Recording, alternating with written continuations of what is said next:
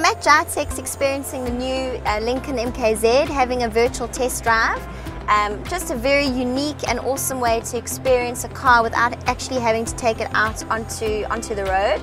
Basically, we've got visuals being projected on the left and the right, as well as on the back side of the windows. I was able to choose one of 4 destinations. There's London, France, the desert and Cape Town. I've opted for good old Dubai.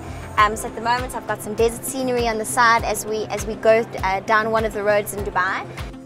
So I've been using the iPad to actually control the drive. I was able to choose the destination. I'm currently in Dubai. I could choose my music. I chose classical. I've just changed the ambient lighting of the car. So it really feels like you're constantly engaged in the drive, which is something fun. And I think I've really come away understanding the new features of the Lincoln car, which is also really good. So yeah, come down to GITEX just for a fun experience, something unique, something different, something that I think you'll get out of the car and say that was cool. Test drive was really good. It was just amazing. That was very nice. It was really enchanting. I really liked the lighting, the music, and the parking assistance, because I have difficulty parking parallel parking. So that was one of the major issues.